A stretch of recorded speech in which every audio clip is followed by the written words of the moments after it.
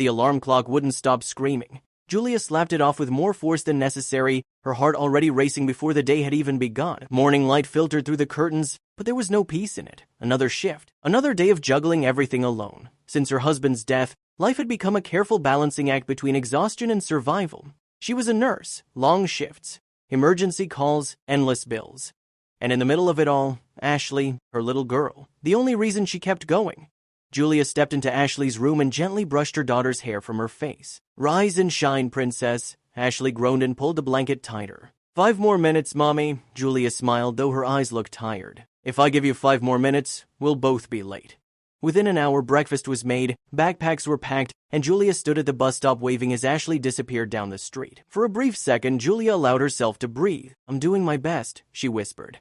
But she already knew today would be harder. At the hospital, her shift dragged on. One patient after another. No break, no pause. When she glanced at the clock, her stomach dropped. She wouldn't make it home in time. Again. With hesitation, she picked up her phone and dialed Marco, her best friend. The man who had stepped in so many times before. He'd known her since college. He adored Ashley. He always showed up when she needed help. "Can you stay with her until I get home?" Julia asked, guilt laced in her voice. "Of course," Marco replied easily. "You know she's safe with me." Safe. That word settled in her chest like comfort. But not everyone saw Marco the way she did. Her friends had warned her. "He looks dangerous. You don't really know men. What if something happens?" Marco had tattoos, long hair, a tall, intimidating presence that strangers judged instantly. But Julia trusted him, blindly. 2 hours later, everything changed. Her phone buzzed. Rose, her closest friend. "Julia, what the hell are you doing?" Rose's voice was frantic. "What?" "I just stopped by your house with cake for Ashley and saw Marco loading her into a van." Julia froze. "What are you talking about?" He wasn't alone. There were 2 other men with him. They drove off. The world tilted. Marco had never mentioned going anywhere. Never mentioned other men. Julia's hands began to shake. "That's not possible. Wake up, Jules, call the police." Julia hung up and dialed Marco immediately. It rang and rang. No answer. She called again. Voicemail. Again. Phone off. Her chest tightened painfully. Why would he turn his phone off? Her breath grew shallow as one terrifying thought after another flooded her mind. What if Rose was right? What if she had been blocked? With trembling fingers, Julia opened the security app connected to her home CCTV. The footage loaded, and there it was. Marco, 2 men, a van, Ashley being helped inside. The screen blurred as tears filled her eyes. No, no, no. Her worst fear had just become real, and she had handed her daughter over herself.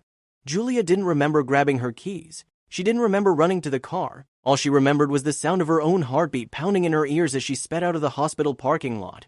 Traffic felt like a personal attack. Every red light, every slow driver. Her mind painted horrors she couldn't stop. "What have I done?" she whispered, gripping the steering wheel until her knuckles turned white.